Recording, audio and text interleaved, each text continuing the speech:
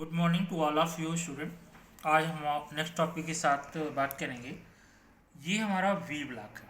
ठीक है, V block क्या होता है? दरअसल क्या होता है कि आप जब काम करेंगे, इमेज के थ्रू हम आपको समझाने की कोशिश करेंगे। ये हमारा एक वी ब्लॉक है। ठीक है, वी ब्लॉक आप देख रहे हैं, ये एक चौकोर है और इसमें एक वी ग्रुप कटा हुआ है, बीच में इसके एक स्लॉट कटा हुआ है। ठीक है, तो ये होता क्या है, यहाँ पे हम थोड़ा चर्चा करेंगे। बी ब्लॉक अगर जनरली हम बोला जाए तो ये भी एक मार्किंग टूल है। ठीक है, इसका प्रयोग मार्किंग करते समय छोटे छोटे जाबों को सहारा देने के लिए किया जाता है। ठीक है, छोटे छोटे जाब मीन्स जैसे कि मान लो कि ये छोटा सा कोई कंपोनेंट है, इसके ऊपर मार्किंग करना है, तो यहाँ पर हम क्या करेंगे, यहाँ पर देखिए, आपको इस इमेज से पता लगेगा। ये देखिए यहाँ पर ये क्या है, दो वी ब्लॉक लगे हुए हैं। ठीक है, आपको थोड़ा और कंसेप्ट क्लियर कर देते हैं। यहाँ पर देखिए आपके ये इस दो वी ब्लॉक हैं और ये गोल बार है। ठीक है, तो अगर ये इस गोल बार के ऊपर अगर मार्किंग करना होता तो क्या होता, गोल जो है कि ये रॉड है तो इसको रखना मुश्किल हो जाता। तो क्या कर रहा है, ये एक तरह से सपोर्ट का काम कर रहा है। सरफेस प्लेट के ऊपर वी ब्लॉक रखा हुआ है, वी ब्लॉक के ऊपर एक गोल जो है कि बार रखा हुआ है। अब इसके ऊपर आराम से, जैसे आप देख रहे हैं यहाँ पर एक ब्लॉक रखा हुआ है, ब्लॉक के ऊपर मार्किंग जो है ब्लॉक के थ्रू या सरफेस गेज के थ्रू क्या कर रहा है, ये एक लाइन जनरेट हो रही है। तो इसी तरीके से अगर इसके फेस के ऊपर लाइन जनरेट करनी है तो ये भी ब्लॉक क्या कर रहा है, एक सपोर्ट का काम कर रहा है। सिंपल सी बात है कि मार्किंग ब्लॉक जो है मार्किंग टूल्स में ये एक तरह से सपोर्टिंग टूल है हमारा, जो कि हम किसी गोल रॉड के ऊपर मार्किंग करते हैं। ठीक है, इसके बाद हमारा नेक्स्ट जो है ये है, अगर इस गोल जॉब को क्लैंप भी करता है। ठीक है, इसके बाद वर्नियर हाइट गेज या मार्किंग ब्लॉक से किसी गोल जॉब का हम सेंटर निकाल सकते हैं। सिंपल से अभी जिस इमेज के थ्रू मैंने आपको समझाया कि ये जो है वी ब्लॉक आपका क्या काम करेगा, तो वी ब्लॉक का ही यही काम है कि ये एक तरह से आपको जो है कि एक सेंटर के थ्रू जो है कि यहाँ पर हम यहाँ ये आपका ये होता है और यहाँ पर एक गोल रॉड हम इस तरह से रख देते हैं।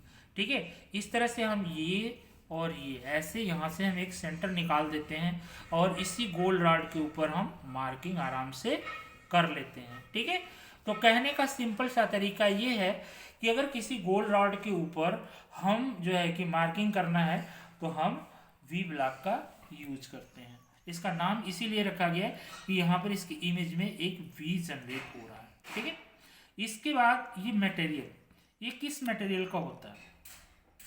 दरअसल ये जनरली जो है कि आपका क्लोज ग्रेनाइज कास्ट आयरन होता है। ठीक, ये आपका कास्टिंग करके बनाया जाता है और इसका मटेरियल आपका क्लोज ग्रेनाइट कास्ट आयरन होता है। ठीक है, इसके बाद इसमें भी टाइप्स आते हैं, types of V block. V block के कौन कौन से टाइप्स हैं इसके बारे में हम थोड़ा बात करेंगे।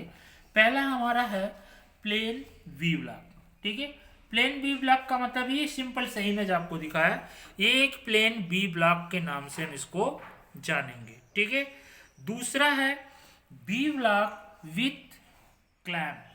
ठीक है, कहने का मतलब ये है कि इसी के ऊपर एक इस तरह से क्लैम्प आता है।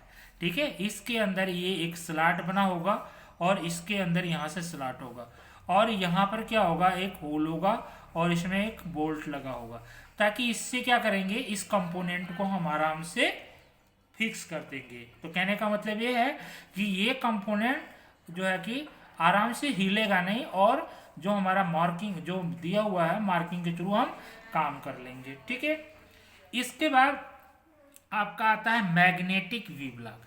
इसमें क्या होता है, एक ऑन और ऑफ, यहाँ पर इसके अंदर एक मैग्नेट काम करता है। ठीक है, मैग्नेट काम करता है, अगर इसको ऑन कर देंगे तो ये जिस सरफेस के ऊपर रखा हुआ है, ठीक है, ये जिस सरफेस के ऊपर हम रखे हैं इसको, उस सरफेस के थ्रू ये क्या करेगा, ये ऑन होगा तो ये चिपक जाएगा।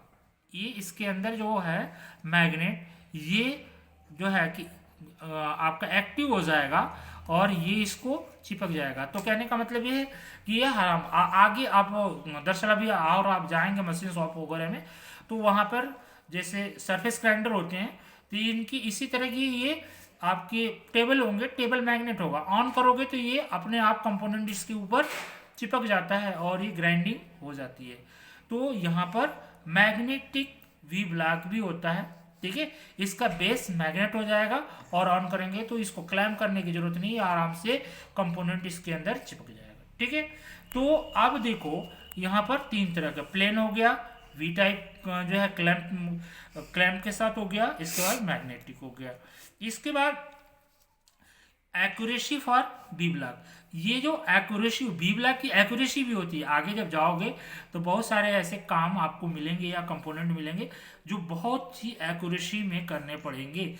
There are available in grade A, और दो ग्रेड में मिलता है, ये ए और बी ग्रेड में मिलता है, ठीक है।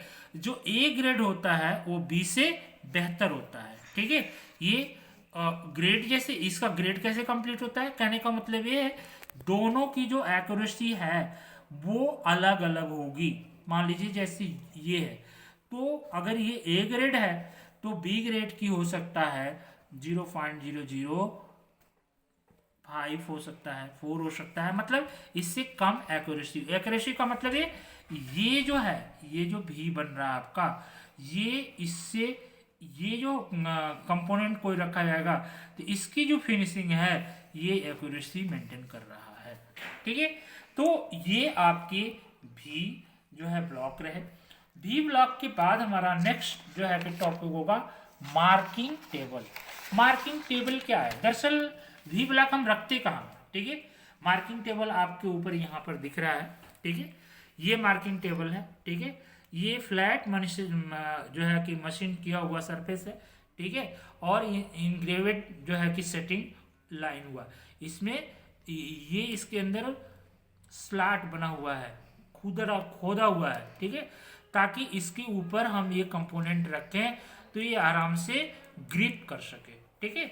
और इसमें रिब बने होते हैं और ये आराम से ग्रिप करता है। इसके ऊपर हम क्या करते हैं, इस सरफेस प्लेट या मार्किंग ये वी ब्लॉक को रख करके हम आराम से जो है मार्किंग करते हैं, जिसको मार्किंग टेबल के नाम से जानते हैं। मार्किंग टेबल इसको ऑफ टेबल के भी नाम से हम जानते हैं, ठीक है। इसका टॉप जो होता है ये कास्ट आयरन का रिब वाला होता है। दरअसल कास्ट आयरन की जो सतह होती है ना, जो कंपोनेंट होते हैं जो कास्ट आयरन के बनते हैं ना, इसकी मशीनिंग बड़ी अच्छे से हो जाती है, ठीक है। इसकी मशीनिंग जो है कि हमें मनचाही एक्यूरेसी में मिलता है और इसको जो है कि हम आराम से फिनिश करके इसके ऊपर मार्किंग करने कंपोनेंट रख के मार्किंग कर लेते हैं, ठीक है। तो मार्किंग टेबल भी ब्लॉक जो है कि हमारा समझाने की हम कोशिश किए। आशा करते हैं कि इस वीडियो में आपको भी ब्लॉक और मार्किंग टेबल दोनों समझ में आ गया होगा, और नेक्स्ट टॉपिक हम अगले वीडियो के साथ मिलेंगे। Okay, thank you.